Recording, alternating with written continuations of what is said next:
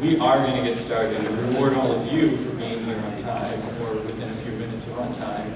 And if anyone else trickles in, well, that's okay. They'll miss some of my clean power plan jokes.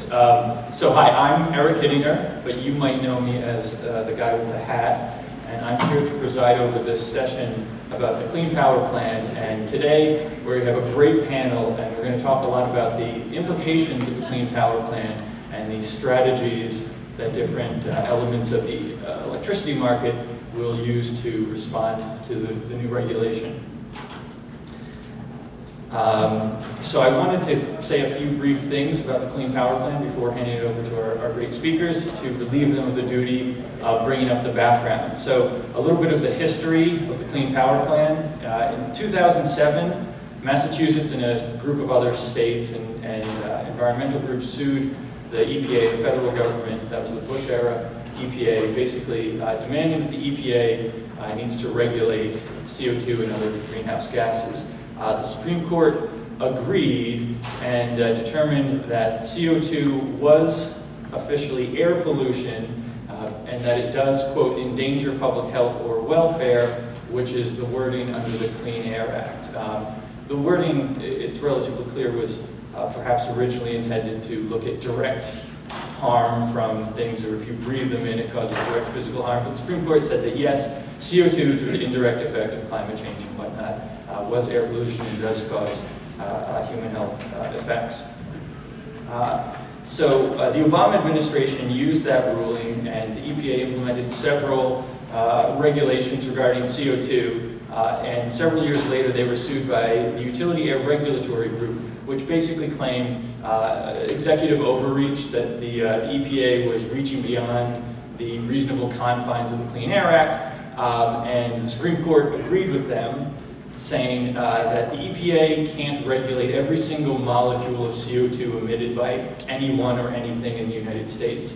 That the EPA, a regulatory authority, should be limited only to sources that are already covered under the Clean Air Act. The Obama administration took this and came up with a draft of the Clean Power Plan and released it in 2014 and immediately received 4.3 million public comments. The EPA claims that they considered or responded to every single one of those.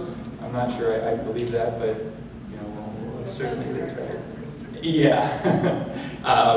And spent about a year working on those comments, made a few changes in response, and announced the final Clean Power Plan through the EPA in August of last year. Unsurprisingly, as we know, they were immediately sued by a wide variety of entities that felt they were harmed by the Clean Power Plan, including several states, utilities, and especially anyone related to the coal industry.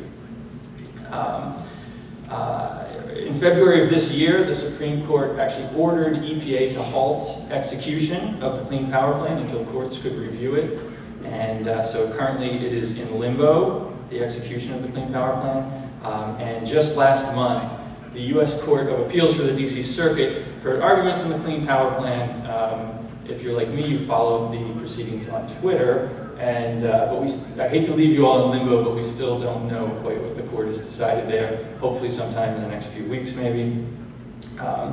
So one of the important things I think I want to mention about the Clean Power Plan that helps understand some of the awkwardness and some of the conflict and the lawsuits related to the Clean Power Plan is that it kind of bridges an awkward gap for the EPA, that the EPA knows, and mostly I imagine everyone in this room knows, that it's generally most efficient and most logical to try and regulate CO2 at a system level, the entire economic system or an electricity grid, for example. However, EPA traditionally has the most experience regulating emission sources, right? And the EPA tends to fall back onto using the best system of emissions reductions, whatever that happens to be for your pollutant and your source. For CO2, the EPA decided that the best system of emissions reduction was composed of three things. First of all, improve the efficiency of coal power plants. Second of all, switch from coal to natural gas, fuel switching. And third of all, to use renewable energy to displace both coal and natural gas. And they used these three concepts and did a plant-by-plant analysis of every plant in the US, looking at the capabilities of each plant to achieve reductions by each of these means. And these plant-by-plant analyses were consolidated up to the state level to give state-level requirements for emissions reductions from the power sector out to 2030. As many of you probably know, they talk about the overall reductions from this plan reduce electricity system emissions 30% over the next 15 years.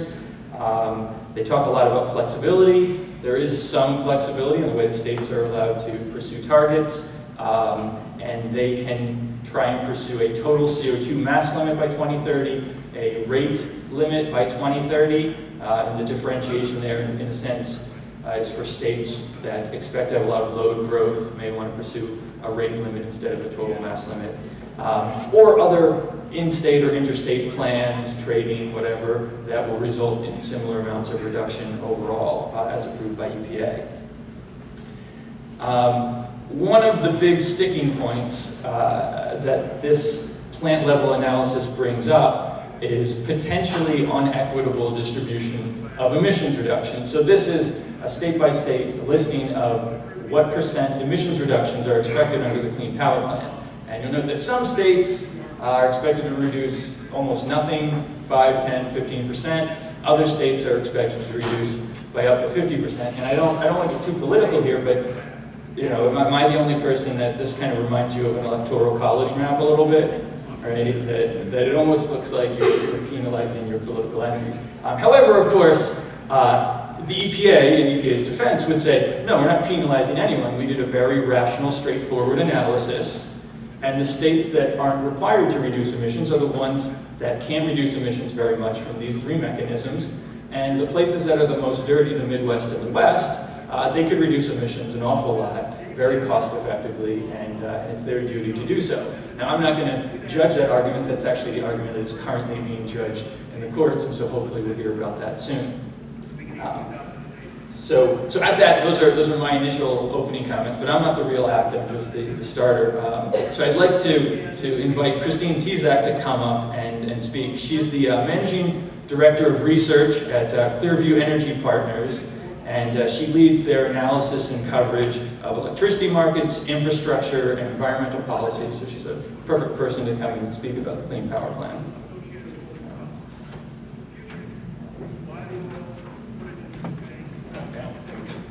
Thank you, Eric, and apologies in advance to all of you. I don't know what happened between my computer upstairs and this one in terms of what's going to happen with the animation and transitions here. So if anybody gets a little seasick, I apologize in advance. Thank you very much for inviting me to participate today. Just a couple of minutes about who Clearview Energy Partners is.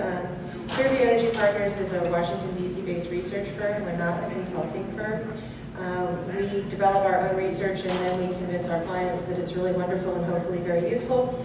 It was founded by Kevin Book, who was formerly a sell-side analyst who followed policy issues for Friedman Billings Ramsey, and Chase Hutto, who had been Dick Cheney's energy advisor until, as he likes to say, he and his boss were fired by the American public.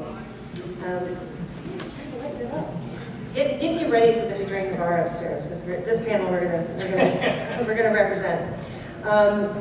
I followed what we call at Clearview Regulated Energy, or Power Pipes and Pollution, and I joined the firm in 2012 after thinking that in 2009 I was going to join a nice little Midwest regional investment bank and do clean tech and be retired by now. But here I am still doing Power Pipes and Pollution because the world just kind of didn't work out so well that way. The clean tech revolution has been hit by this horrible thing called a shale gale, and it's been a little complicated ever since. And what we do at Clearview is we take what we would call a top-down approach to investment implications, and since Kevin and I both worked in the brokerage business, what Chase brings to our practice is a knowledge and an understanding of the levers of government and how they work. You know, Kevin likes to say that he and I used to peer through keyholes, and Chase was the one standing on the other side of the door with all the levers saying, where do these go? And the interesting and relevant thing about that, and what's relevant to this conversation, of course, is that the law is the law. And we have a certain amount of statutes and regulatory mechanisms that provide a certain field of activity, but certainly not a boundless field of activity. So one of the things Chase brings to our practice is an understanding of where those bounds and limits are. And of course, the people who pull the levers certainly can change, as we're contemplating great change in a couple of weeks perhaps. But the levers only perhaps move so far. And so part of what we'll be talking about today is just how far those levers may move. So at Clearview, we're analysts, we're not lobbyists. We don't represent corporate or partisan interests in any fashion.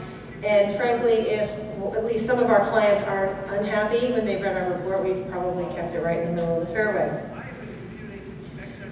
So, and because Chase is a lawyer and Kevin and I worked in the brokerage business, this is the little piece of slide that says anything I told you today could change tomorrow because I've been informed by something else.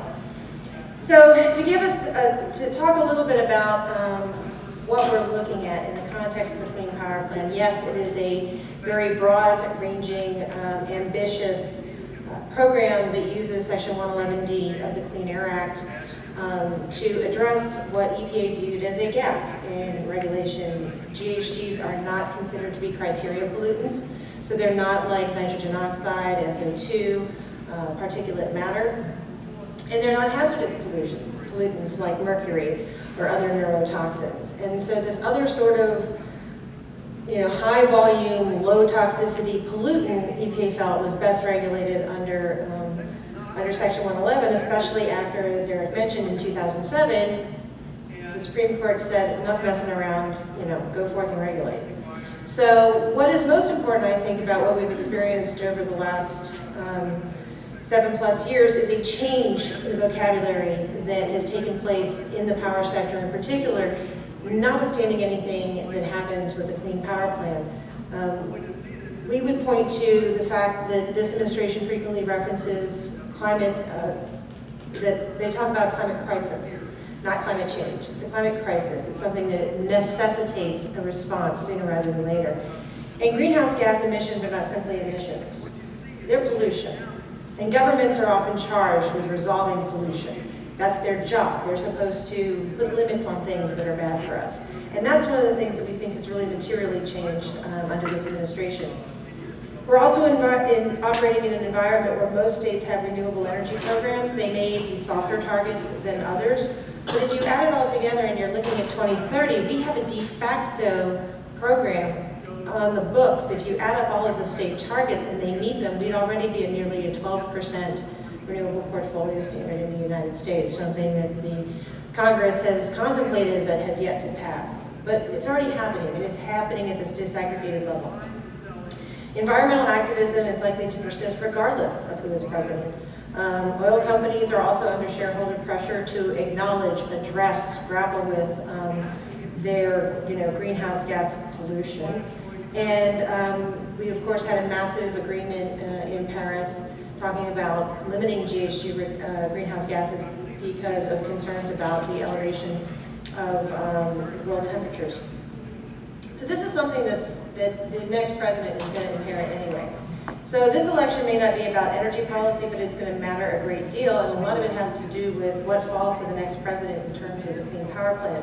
We of course have a continuity case, which would be if Hillary Clinton is elected. We probably have a Congress that's going to remain pretty thinly divided. Even if the Senate changes hands, it would likely be by a narrow margin.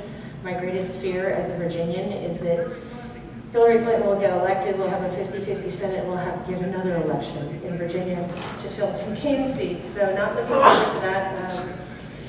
They've been fast and furious on the airwaves in the Maryland and DC area. We get a lot of overlap in Pennsylvania too. It's never ending. And we may not have a lot of visibility beyond the next 4 years, if that. In fact, if Hillary Clinton manages to come into office with a Senate majority, it may be a thin one, and then the Democrats will be able to defend about 24 seats in the next electoral cycle. So that will pose a challenge to her, because she'll have a question of, does she do as much as she can in the first 2 years and risk losing the Senate, or does she play a safer role and try to hold on to it? And these are questions we can't even begin to ask. So we are seeing environmental obligations growing, but absent the Clean Power Plan, the biggest driver on the electricity markets is really MIA right now. and it's leading to a significant amount of excess inventory in the power markets. And so no matter what happens, there's a couple of things I want to zip through because I think it's important to how we contextualize any discussion that follows what the court does at the DC Circuit level in terms of the Clean Power Plan. The first is that the world is changing. We're seeing an ongoing devolution of power to nation states at the expense of multilateral institutions and growing primacy of local governance of central authority. And Erica, who knows my partner Kevin, knows that he wrote that and not me. Brexit is relevant. We're seeing the breakdown of big global multilateral institutions. Kyoto was a very different treaty than what we saw negotiated in Paris. Paris is very much bottoms up. We're all committing to something and hoping we can pull it off, as opposed to a top-down, here's everybody's target, go forth and figure it out. And in the United States in particular, there's a huge amount of fragmentation at the policy level. We have what we call the frack attacks, the local ground war. My colleague Tim Fox talks about solar advocates pivoting to the people if they can't get through the PUC, and states denying infrastructure their needed permits. And so to illustrate this a little bit, because I should have pictures occasionally because Kevin says I'm too wordy, one of the things we saw in shale is first you had regulators push on the states, worrying that they're not doing enough to protect water quality. And then you had the states push back with preemptive self-regulation saying, hey, no, EPA, we got this. Thanks. Producer states aren't really in love with federal oversight, so they're like, no, we got this. But then those same states are feeling pressure from their local constituencies and their local cities to do more or to have a different and more stringent approach towards environmental stewardship. And you see that in the U.S. even in the power sector, where you have states and municipalities talking about their particular climate strategy. Even though they're a little bitty part of the globe, they still believe that it's important for them to have their climate strategy. And this is something that is going to persist even if we don't get the Clean Power Plan. Fundamentals, wow, how many times have you heard today we're long everything. Energy intensity of GDP is declining, manufacturing jobs are down, they're up from where they were in February 2010, but they're still down relative to 2009. The energy intensity of the U.S. economy continues to decline. And political impact, energy goods and services is a percentage of real personal consumption expenditures. For those of you who survived yesterday's panel, I mentioned it's been falling about 0.5% every 5 years since the turn of the century. And this is a big deal because, we used to have a power sector that had a very tight correlation with organic growth from a generation perspective with GDP, and it's broken. It's been broken for a while. We're seeing a real separation of power demand and GDP growth. And so one of the interesting things when you look at the regulatory impact analysis for the Clean Power Plan is this fabulous resource. It's huge. It's called none. It's actually a declining demand. You can talk about demand destruction or you can talk about energy efficiency, but the point is that we continue to do more with less. And that is something that is unlikely to change. And as energy gets cheaper, it's more problematic, as we heard yesterday from the Senate staffers who were with us. It's hard to figure out how to get people motivated to talk about energy policy. And this is why I think you see a movement in the United States to talk about environmental policy as the motivator and to cast it in rather apocalyptic terms. We also see this as what we call a fuel fight. When you look at the power industry, it's easy to beat up on the utility. They're there, they're reliable, they don't move real fast. Power plants don't get up and move down the block. We can talk about factories getting up and leaving the United States, but those power plants, they just don't go. And in spite of all of the criticism I think utilities get, there's really something about their commitment in terms of capital, the amount of money that's involved, the regulatory compact that has underpinned service here in the United States. And all of those things are tremendous advantages, along with a balance sheet that has very attractive capital costs right now. But it certainly doesn't make the utility business invulnerable to change. And when you look at the decline in commodity prices, it has really facilitated a questioning of the existing utility infrastructure. When you read challenges to pipeline siting, one of the arguments that comes up very frequently is, why do we need this? Never mind the firm contracts that are actually a prerequisite for showing up at the Federal Energy Regulatory Commission to get a pipeline built anyway. But it's a bigger question. It's, why do we need this 40 years from now? Or do we really need it 10 years from now? Maybe we don't need this pipeline 10 years from now. Maybe we shouldn't be looking at building 40-year assets of any kind if they combust fossil fuel hydrocarbons. And it's a very big policy question that we haven't dealt with before, because we were always building to the next increment of growth. We were growing very fast, we needed more. Now we have a very big conversation that's very different in terms of how you service these needs for energy. EPA talks about these transitions towards cleaner natural gas, lower emissions, renewable energy, all that other stuff is locking in trends. The objective of the mercury neurotoxic standard was to lock in trends from the move to gas. And so too they have couched in large part the Clean Power Plan is that it's supposed to help just move people along in the direction they're already going. So when we talk about the president, we talk about the Clean Power Plan. This is a decision that is expected to come down from the DC Circuit sometime after the election. Clinton would represent continuity. Certainly a potential change in the Senate is going to color Supreme Court opinions and Supreme Court appointments, and we can talk about those later.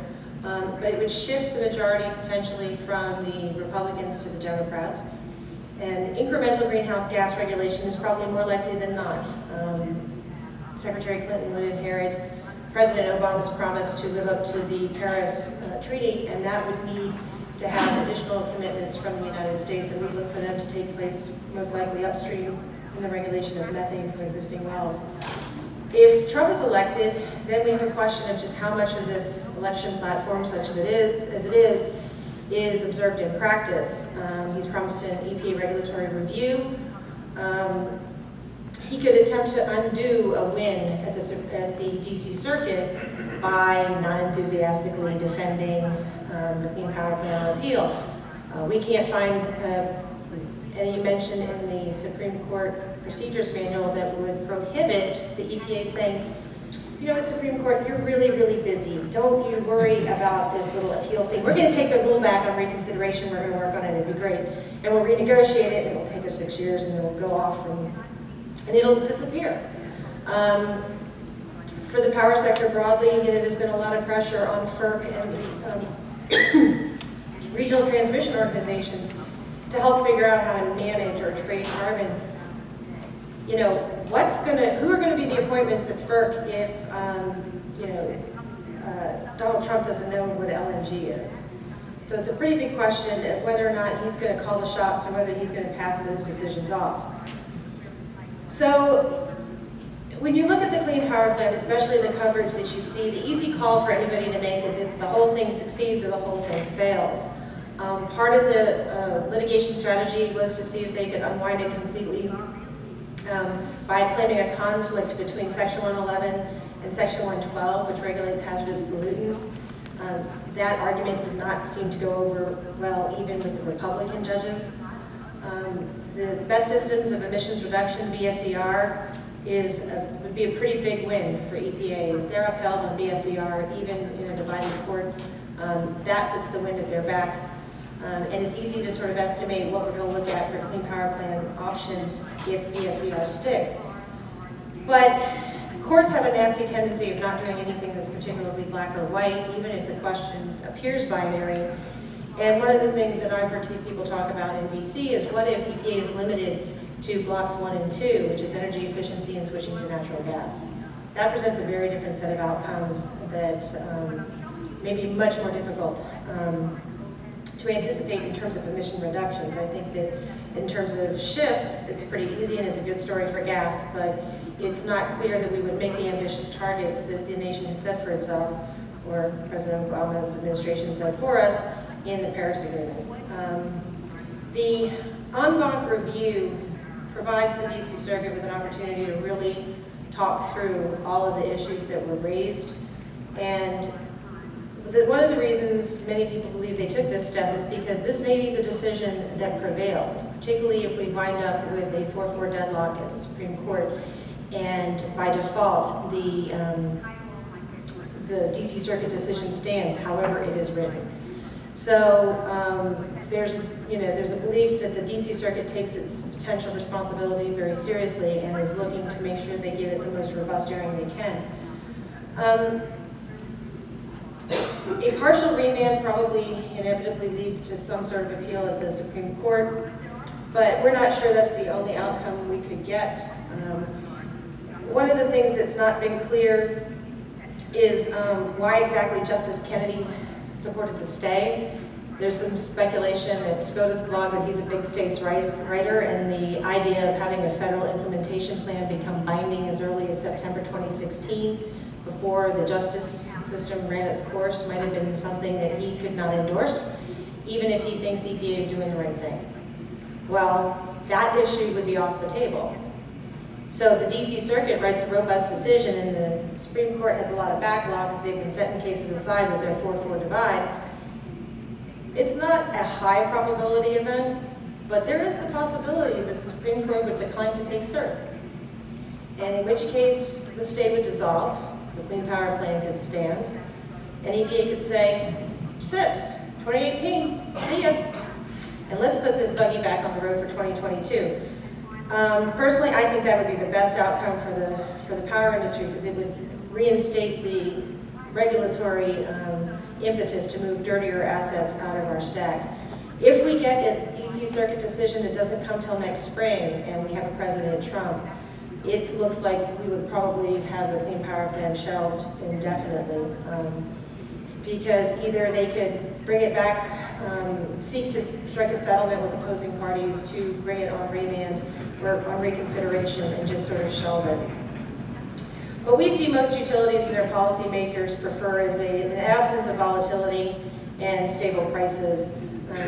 States also like to make decisions on their own without an excessive amount of micromanagement from federal government.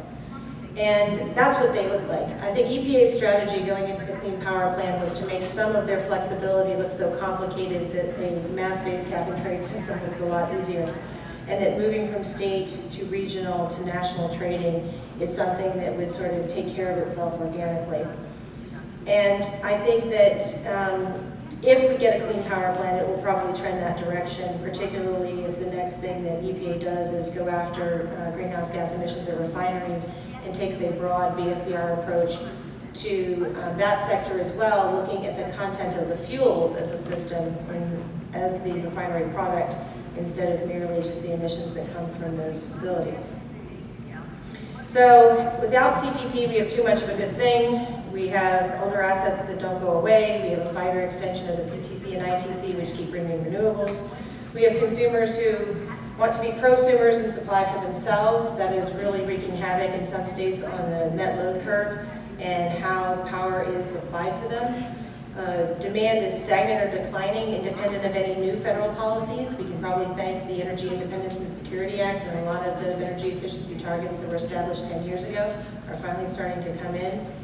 And from my perspective, I am much more interested in a utility that's doing lots of investment in distribution in partnership with their state regulator than they are trying to build transmission over people who are fighting everything every step of the way.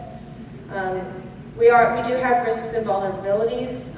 How long do these robust generation resources last? Weather can bite us in the butt. We saw that with the polar vortexes. Our peaks get peakier and our base loads get lower. Bridging that delta in a hurry remains a challenge. We have upstream gas risks, whether it's financial pressures causing consolidation in the industry and lowering production, or, as I know in Oklahoma, there's a seismic event or other water quality issue that generates a regulatory response, or worse even yet, a congressional stampede. We have midstream risks, safety and infrastructure. And if we don't get the Clean Power Plan, one of the things that we'll be watching, particularly if we get a Trump presidency, is whether or not we get tax reform. President Trump, if he goes to office, would promise not to cut entitlements. He's going to have tax reform at the same time. He's going to need a hell of a lot of money. And one of the ways to get there would be to establish a carbon tax. And if it's revenue neutral, then one could make the argument that there are participants in the energy industry who's like, we'll take your carbon tax if you make EPA go away. Now, that's probably viable under a Trump administration. That probably doesn't hunt so well if Mr. Podesta has anything to do with it, but it is definitely something that we would watch for, particularly in the absence of a clean power plan. It would allow a Republican administration to claim consistency with a prior administration, but doing it their own way, or renegotiating the deal, however you like to choose it. So we'll know in a couple of weeks what the answer is on continuity. That'll help frame the outcomes we'll look at when we get a decision from the DC Circuit. We expect state policies to continue, but they will probably be particularly relevant for clean technology companies if we have discontinuity with the Trump administration. Other court decisions will continue to shape the energy sector on multiple levels. Congress and tax reform do their thing. But overall, we expect the biggest complication to be this sort of long situation we have in power supply, that we just have a lot of it. It doesn't make it easy for new technologies to compete. It keeps old guys hanging around. It's leading to massive out-of-market subsidies in New York, power purchase agreements that are above market in other states. And so what you have is a shrinking market for power in a substantive fashion. So I'll leave those little Molotov cocktails around there, and let's take questions for them. Or I can do some questions now. Okay, well, let's thank Christine. That's right. My name is Scarlett. Have at it, otherwise. Yeah, we have time for a few questions, so if we have one or two questions. Hi, so you think the market is long, does that take into account, I mean, that all the coal retirements that are coming down the pike because of MAPS and other things, independent of CPP, you still think it's very long? Yeah, it's still very long. On a generation front. If it wasn't that long, we wouldn't have nuclear plants setting up for retirement. We've got gas plants that are under recovery in several of the restructured markets because the coal hasn't gone away. Plus, you have wind coming in that is changing the power balance and the dispatch. And so, you know, the one thing we talked earlier about forecasts, you know, you look at capacity markets, and I'd submit to you that capacity markets are perfect. They solve perfectly. The problem is the ENAS assumptions, the energy and ancillary services assumptions are always wrong by the time that year comes along. So we have this disconnect where nobody's really making any money, and a lot of the complaints that you see at FERC, with a small c, not with a big filed C, but a lot of the frustration that power producers are seeing is that the market conditions are soft, and it's tough to make a living. And you know, consumers benefit from this oversupply, but the coal units are not exiting anywhere near fast enough. And what happened with MATS, everything, if you were not MATS compliant, you were done in April. And we have not seen any sort of significant power price strengthening in the wholesale markets. It's a little better. But looking down the road, you know, if it looked like it was going to continue to get tighter, then there really wouldn't be, in my view, this discussion about whether or not we have to preserve these nuclear assets, because you just look at it and say, okay, it's going to be a couple of lean years, but I'm going to make it up on the back end and I'll be fine. And there's no evidence of that.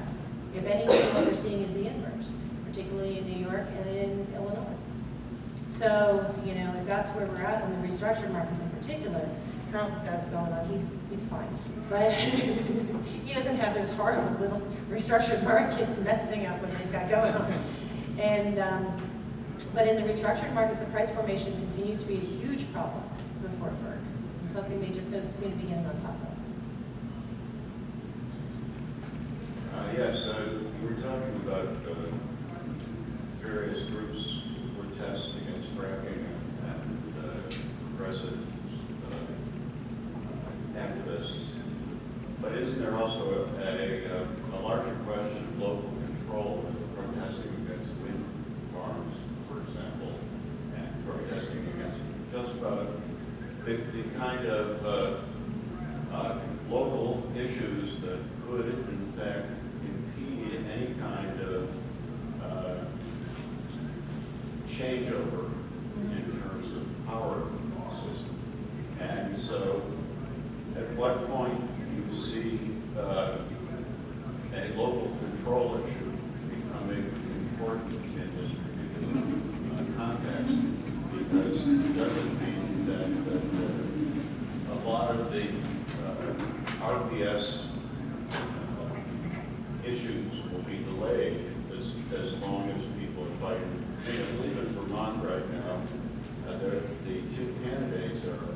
governor are basing their candidacies, one on local control and the other on allowing essentially wind production to expand even if it has some kind of impact on local communities.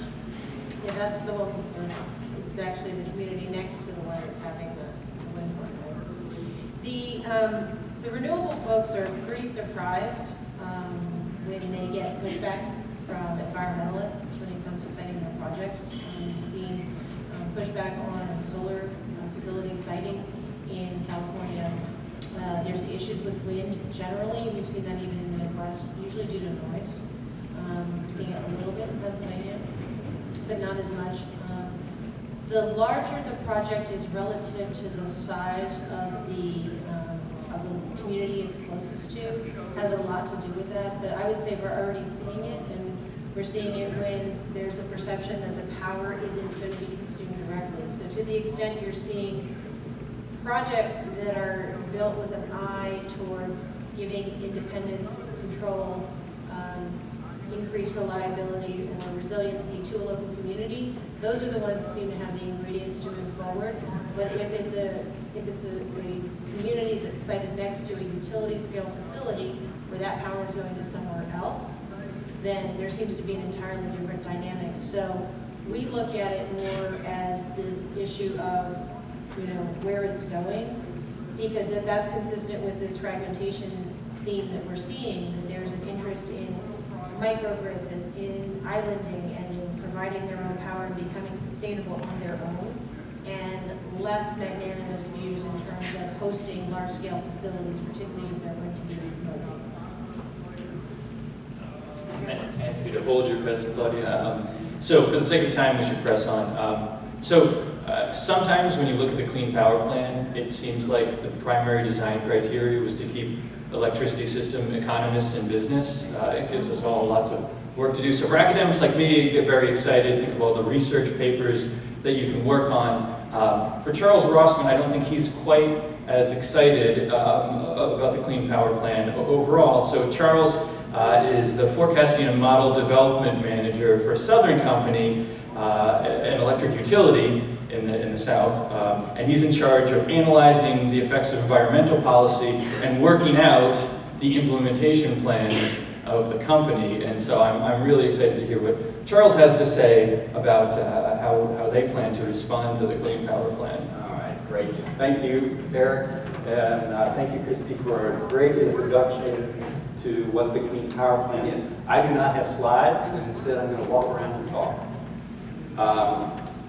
What I'm going to talk about is way at the other end of the spectrum from where Eric and Christine started, and I'm going to talk about one little detail. I'm going to give a little bit of introduction to what Southern Company is, a little bit more introduction about how the Clean Power Plan works, and then identify a problem that Southern Company identified in the way it works, and the solution that we have articulated in some formal comments to EPA about solving that problem. So that's the agenda. A few minutes on Southern Company, a few minutes on Clean Power Plan, a few minutes on identifying this problem, and then the solution, and then I'll sit down and answer some questions if we got them.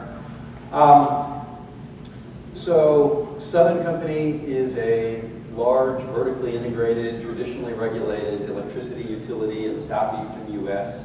We have 4 operating companies, 4 main retail operating companies that operate in 4 different states. All of the units that serve the power in these 4 states are operated as a single entity. That is, they're centrally dispatched, centrally committed and dispatched, centrally planned. The power plants and the transmission and the operation are all planned and done together as a single unit for this large area in the south. We are one of the entities which Eric mentioned. Some folks have sued EPA over the old Clean Power Plan. Southern Company is among them. And so when Eric invited me to give this presentation, I had to say, I can say some things. There's some things I can't talk about. And so I just recognize that we have a fraught relationship with the Clean Power Plan and EPA on the topic. So, who had heard of the Clean Power Plan before you saw it on the agenda? Hands up. Okay, good. Hands up, let's see, hands up now if you know that, if you could distinguish between the rate-based approach and the mass-based approach.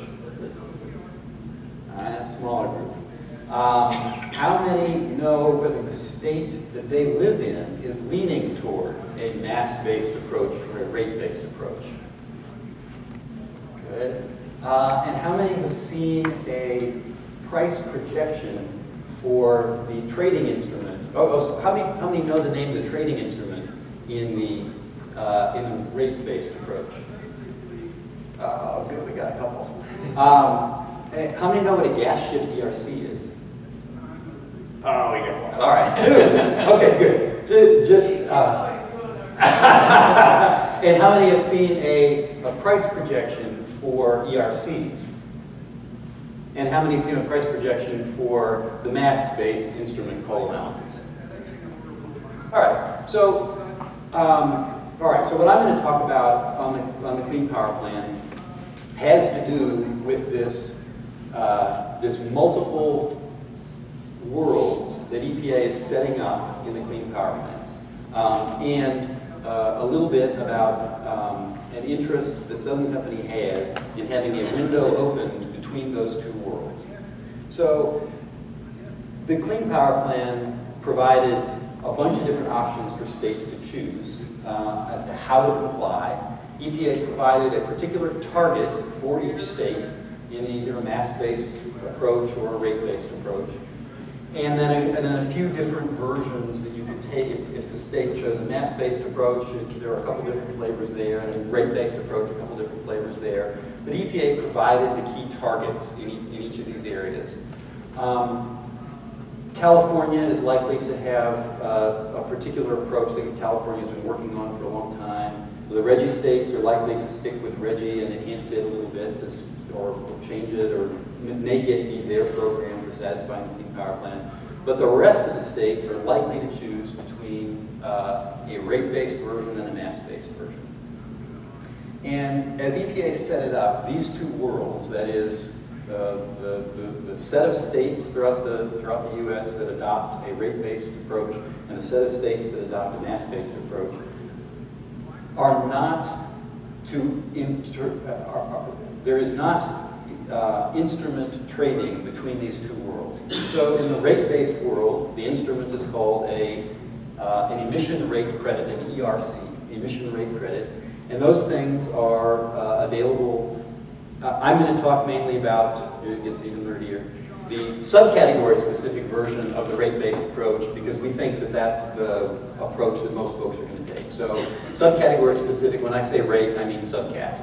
And so subcategory specific, the instrument that circulates is called an emission rate credit. In the mass-based version, the instrument that's going to circulate is called an allowance. And that's supposed to be similar to the acid rate trading program, where we've got or other trading programs that have been created where there are allowances. EPA says how many are available. You print up the certificates. You either auction them or allocate them, and then they circulate. And if you emit a ton, you better have an allowance by the end of the compliance period, and hand in an allowance to cover the emission. So each unit that emits CO2 in a mass-based program is obliged to, at the end of the whatever the true-up period is, at the end of the period, to have procured allowances, either bought them or had them allocated, bought allowances, and hand in one allowance per ton that the unit emitted. So it's a unit-level compliance program, and you got to acquire your allowances and hand them in. In the rate-based version, similar.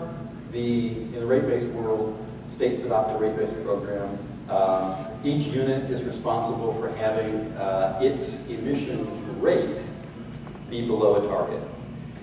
And so the target is expressed as a particular rate. So there's a rate for fossil steam units, and there is a rate for natural gas combined cycle units. These rates differ, and they start in 2022. They start a little bit higher, and they fall over the years to get to 2030. Same as in the mass-based approach. The target starts high, and then it gets smaller over the years of the program. In the rate-based approach, the target is a rate, and so each unit will have a rate that it must meet. And the rate is, numerator is pounds emitted by the unit over whatever the compliance period is, and the denominator is the number of megawatt hours that it produced. So pounds divided by megawatt hours, and so that rate, that ratio must be below the target that EPA has put forward. Most units cannot meet that target, whatever it is. That is, without doing either installing a carbon capture program or something else. But EPA provided a way to meet the target anyway, and that is to pad the denominator. That is, you have pounds in the numerator still, and in the denominator, you've got megawatt hours produced plus the number of ERCs that the unit procures and hands in. So you can reduce your ratio, pounds over megawatt hours, by adding these ERC things in the denominator. And so, just like in the trading program, just like in the mass program, you got to procure your allowances and hand them in to cover your emissions. Here you got to procure your ERCs and hand them in to make sure your ratio is below the target. But these ERC things and these allowance things are very different. They have different roles. They're different. They aren't used by units in the same way. And because they don't mean the same thing, they aren't both a ton of allowance, they aren't both a ton of emission, for example. EPA was concerned about being able to cross-trade, that is, have some trading ratio that would be, well, each ERC is worth about this many allowances, or a set of trading ratio. And they were rightly concerned. You could increase emissions a lot if you allow sort of free trading. And so they prohibited trading between these two worlds. All right, I'm going to go back to Southern Company. Our problem. The way the math worked out, and the way that the targets that EPA established worked out, one of our states looks very favorable in the rate-based version, much less costly. Other states, not ours, but others also, the utility commissions are sort of inclined to do this mass-based thing. And in fact, Christy said as much. I mean, so we're familiar, we know how it works, cap and trade, we know how to do that. That sounds okay to us. Sounds complicated enough. And this rate-based thing, let's set that aside. Okay, but we've got a problem. And one state at least, looks really good under the rate-based thing. And we'd like to be able to have that state choose the rate-based approach because it's much less costly. Our states are among those, again, that sued EPA and are among the ones that are looking to comply with the Clean Power Plan at least cost. We think some other states might be interested in having compliance at most cost, having it most stringent. Ours are the other end of the spectrum. Low cost, least stringent, least onerous, try to get us there. So, the states that have states that are thinking of going the rate-based approach, there aren't very many of them, at least not right out of the box. So our concern is that this one state might be an ERC island, emission rate credit ERC. So it might be an ERC island. That is, it's the only place where these ERC things trade. And our concern about that is a price formation concern. So in I think I mentioned that our fleet operates as a single entity. In order for that to work, we have to have the incremental dispatch price at the unit be based on pretty solid price discovery of everything that goes into its dispatch number. So its incremental cost has to be based on its fuel, a market-based fuel price, market-based SO2 allowance price, market-based NOx allowance price, and a market-based ERC price. Well, if there ain't any market, or there's a very thin market, or we only get price discovery every so often, that's a problem. It's also a problem if the ERC market in this state ends up being a really stringent program. And we would rather prefer the mass-based program. Okay, so the idea is we would like to allow units in this state to use allowances that they buy on the allowance market from all the other states that are doing the mass-based version and use them in compliance in this state. But we want to do it in such a way that it has a very high degree of environmental integrity. In particular, what we want to do is if we take an allowance worth a ton out of the mass-based program, move it to the rate-based program, we want total emissions to increase by nothing, no increase at all. Take an allowance out of here, move it into the rate-based world, and have total emissions not increase at all. That is, we want this allowance to be worth 1 ton in the rate-based program. How do you do that? How do you want it to be worth exactly 1 ton? When in the rate-based program, you've got this ratio that you're trying to do.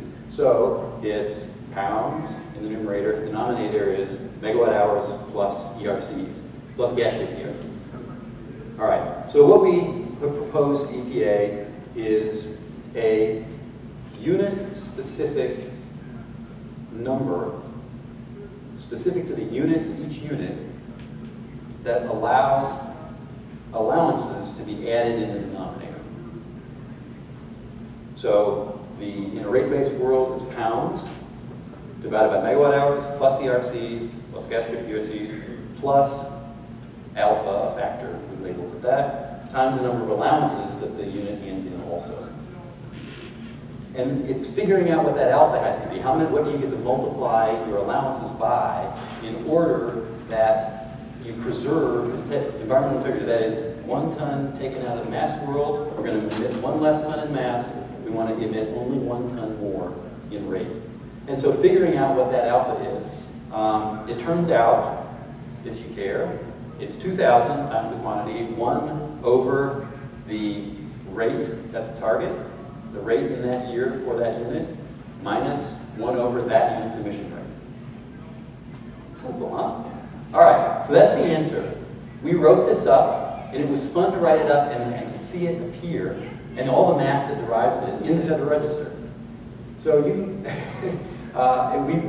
have forwarded this in formal comments, so it looks formal comments to EPA, coming up with this solution. We also worked it out the other way. That is, if you want to use an ERC in a mass, you want to use an ERC in a mass-based world. That one's even tougher than I've been able to describe in 15 minutes here. But the thing to do here, the problem we identified, and a constructive way to sort of suggest how to address a problem that we saw with the Clean Power Plan, both our implementation of it and satisfying EPA's objective of ensuring environmental integrity of the whole thing and presumably decreasing the cost of compliance with the Clean Power Plan by if one system ends up being a little bit more stringent than the other, the trading can help alleviate that to some degree.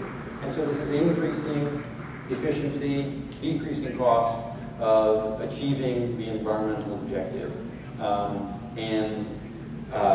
We have written this up in formal comments and submitted to EPA, and EPA has said thus far, yep, we hear you, sounds good. We may do something with it. But for now, it's just sort of sitting there. I'm happy to take any questions, but that's my story of an item at the other end of the spectrum on level of detail on the whole Clean Power Plan, right down in the make it work. Yeah. Cool. So, I guess it's the question that what we just heard about powers of Clean Power Plan and how implementation of the state. Yeah. How has other countries reacted? Are you operating in a world where, my assumption is somehow that people are still somehow assuming that it will happen or something like it will happen. Is this true, or you have altered everything? So, let me give a bunch of different answers that could be given. Certainly,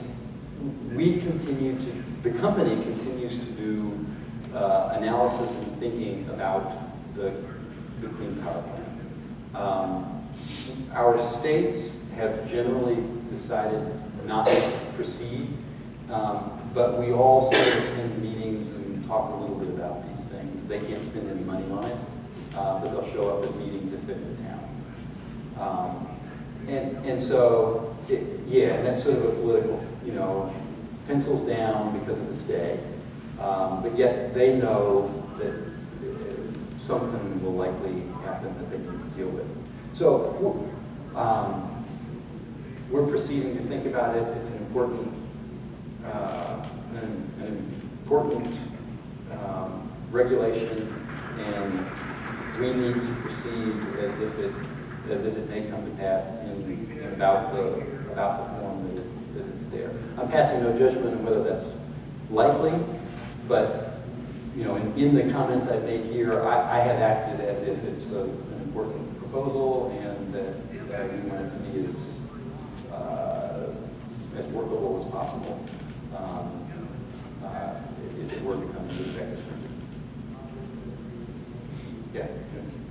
Say a few words about why you think the subcategorized approach is preferable. Because I would think, at least thinking theoretically, that a more flexible system would be more efficient. It seems like it's less efficient. So subcat versus what's called hybrid. Right, or blended. Blended. Right. Yeah, subcat versus blended. Okay, so this is in the rate world. There are at least two different versions. One is the version that EPA gave a particular rate to each state, and that's called blended. And then the other is the one that I emphasize, and that's subcategory. All right.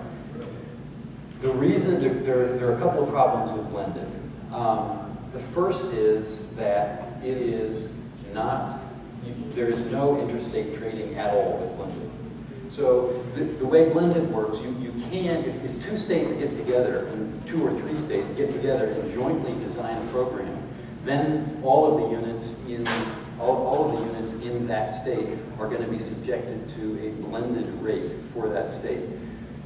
But that's the only way that there can be interstate trading of the instrument in blended.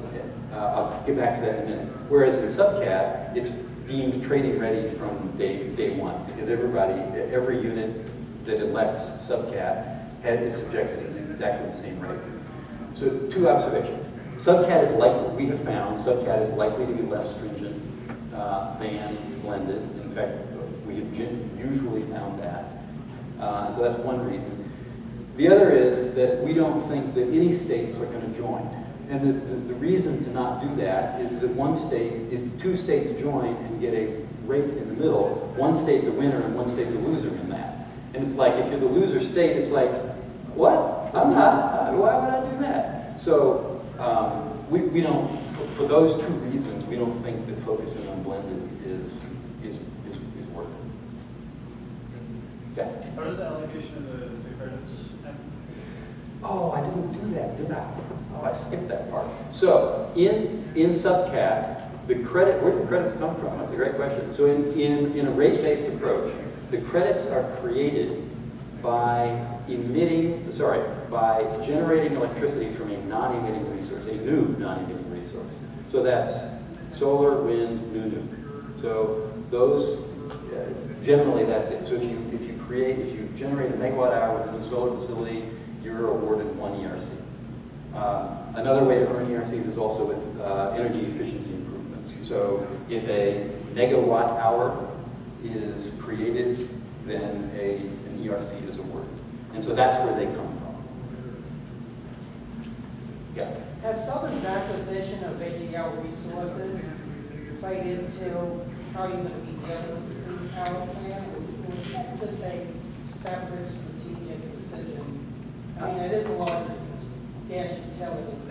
Ask the beginning again. I didn't get very good. Is Southern's acquisition Oh. of AGL resources, Yeah. how does that play into with dealing with the Clean Power Plan?